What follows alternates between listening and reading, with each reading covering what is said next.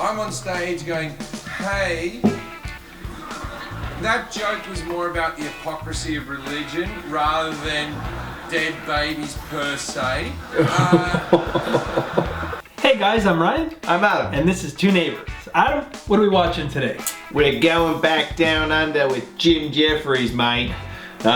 Jim Jefferies, one of my favorite stand-up comedians. We're watching This Is Me Now, the Immigrants in the U.S. Jim Jefferies.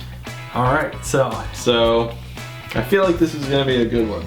I think so. I haven't seen this before. Actually, I haven't seen any Jim Jefferies other than the ones we've done on here because I've refrained from watching them, so we can... I haven't seen it either. I All love right. Jim Jefferies. Awesome. So, let's go, mate. Alrighty. Pretty cool set. Mm-hmm. Now, I don't want to spend too much time talking about American politics while I'm here. You've got your own issues. Look, I know you broke away from the European Union. I don't understand what happened. No, I know it's mixed, the opinion. I don't know what's going on, but then when I talk to you people, you don't fucking know what's going on here. I've never seen something happen in a country where you're all like, no idea what's happening. There's so many things, like, do you get rid of the European people who are living here? Or is it, you, like, in your hospitals, you have 250,000 nurses who are from, like, fucking Spain and France and all that type of bullshit, right? Do you get rid of those people? And if you do that, do you get back all the British people who live in, like, Spain and France and all that? Because I gotta be honest, they're not your best people. Right?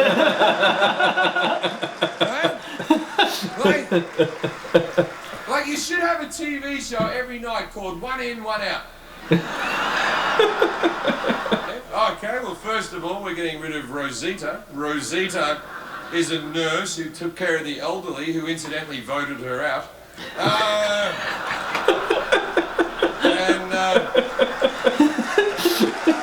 Ironic. Yeah. And who are we getting back? We're getting Barry! Barry's a cab driver who won 10 grand on a scratchy and moved to Mallorca.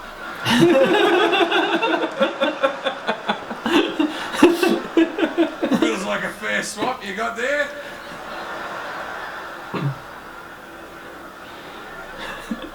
See, immigrants are good. You want to have them, man. You want to have them. Unless they're fucking Mexicans. Oh! I live in LA, you wouldn't believe the problems we have with Mexicans. Fucking dirty Mexicans. They come over the border and they're taking all the good jobs. They can't even speak English, they're taking all the good jobs. I don't know how they do it, but they do. You know, sometimes I look at my son and I think, if only he could pick fruit someday.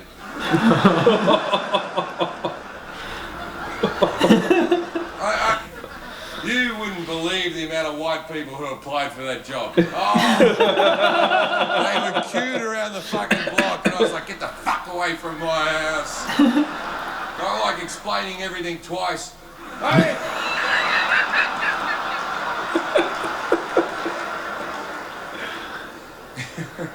But see, this is what Trump reckons. Trump reckons that the Mexicans are coming over the border and they're raping. I don't know how, though. It just doesn't feel like the opportune time.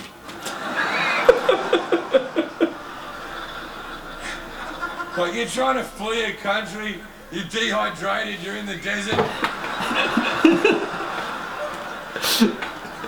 That would be the last thing on my mind, but that's because I'm not as sneaky as a Mexican.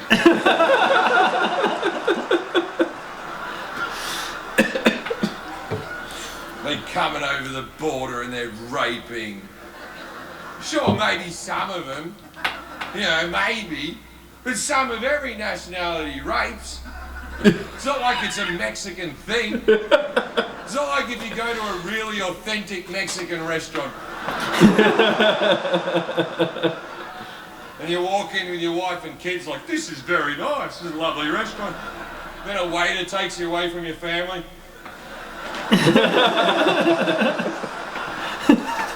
off to the special Mexican closet. You come back out, your ass is like a Japanese flag.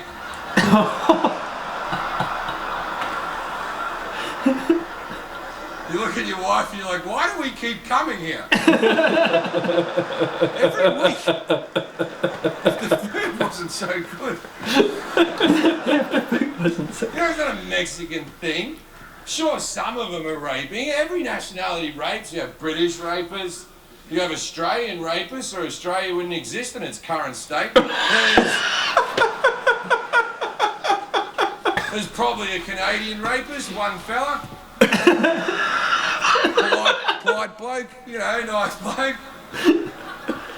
When you're going for a jog and he just drags you into some bushes like, I'm so sorry about that. I won't be too long, I don't want to ruin your day.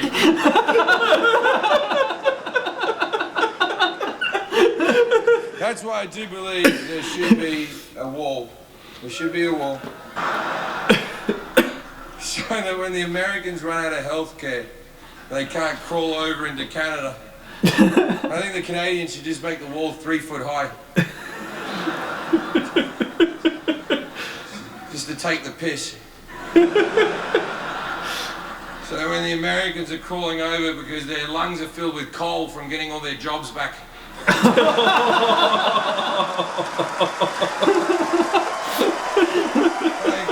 who the fuck wants their job back in the coal mine? Like, what the fuck is... They're like, oh, we're gonna get our coal miner jobs back. What the fuck? I didn't even know coal was still a thing. As soon as Trump said it, I'm like, is this a fucking Dickens novel? What the fuck? And why the fuck do these people deserve to have a job? What, because their dad had a job and their grandfather had the same fucking job and their great-great-grandpappy fucking blah, blah, blah, blah. Have some fucking dreams, you low aspirational fuck. And they say things, they're just like this, they're like, well, if the coal mine shuts down, then our town will shut down. Yeah, fuck your town. Fuck it. Fuck it. In my lifetime, the population in the world has got in town. Take a fucking hint.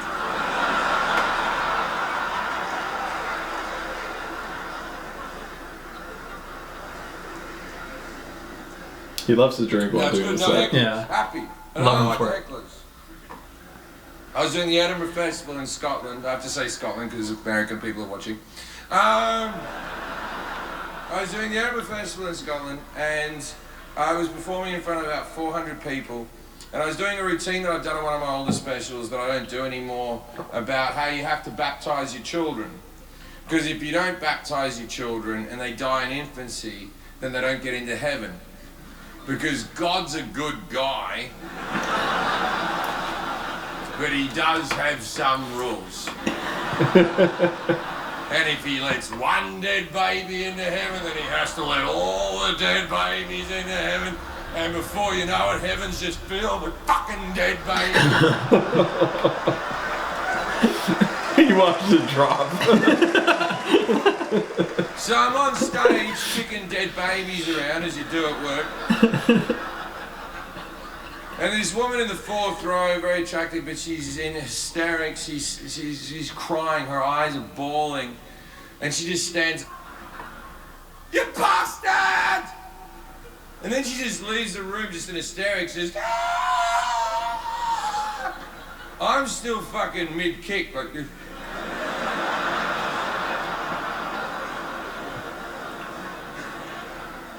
And then her husband stands up, and he picks up a handbag, and he holds the handbag like all men hold handbags. 2 hands in front of the chest. I'm holding this for someone else, so I am. Anyway, so he picks up the handbag, and he holds it, and we can still hear her screaming. She went out until she's screaming. The staff are trying to calm her down.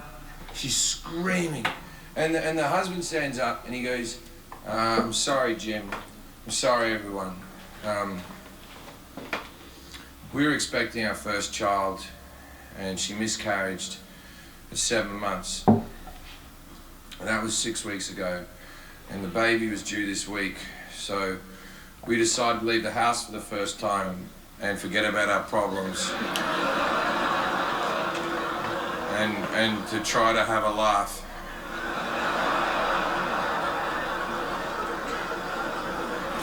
Anyway, Jim, the first half of the show was really great. And then he just leaves awkwardly like, excuse me, sorry. We can still hear her screaming. Men and women in the room are crying their eyes out, which isn't good for comedy. And I'm trying to bullshit my way out of it. I'm on stage going, hey, that joke was more about the hypocrisy of religion rather than dead babies per se.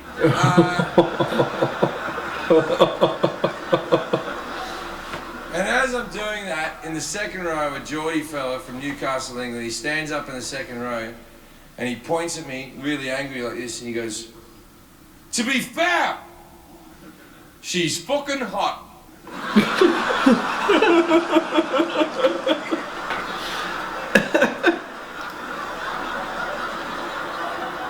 And a sentence fell out of my mouth so fast I couldn't put the words back in. I went, well, they get to keep their figure when they don't carry them full term. I'm not proud of this. I'm just reporting it.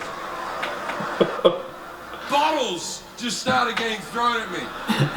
Just fucking woof, woof. I'm like fucking from the Matrix, like, wah. And I was just like, good night!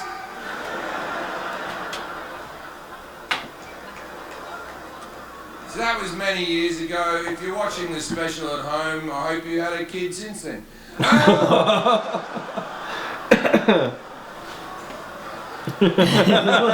am I going to do? A miscarriage brought so much joy to other people. Well played. Yeah, so Mr. Jefferies. Jim Jefferies. You ever seen the Jim Jefferies show?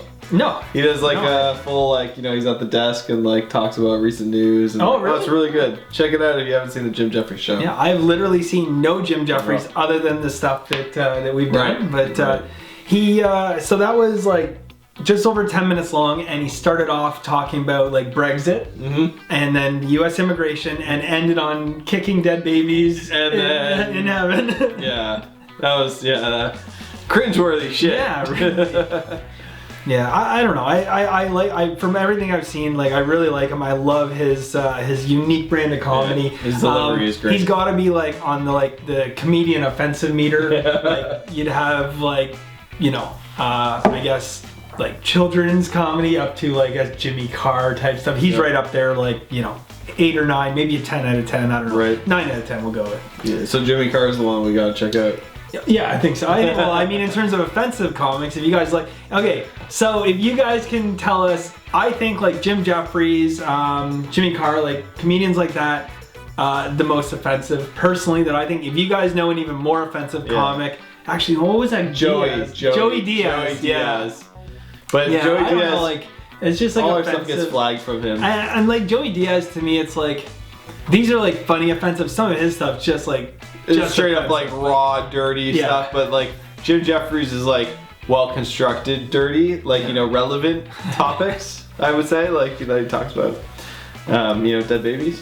Yeah, right. Yeah. But guys, if you have any suggestions for some pretty gnarly comics, please put them down below with the hashtag. Who uses the word gnarly still? Hey, I'm bringing it back. My request, guys. Hashtag my request down below with the URL link. And what else should they do, Ryan? Like, share, and subscribe, please, guys. Like, share, and subscribe, and we will see you next time. Gnarly.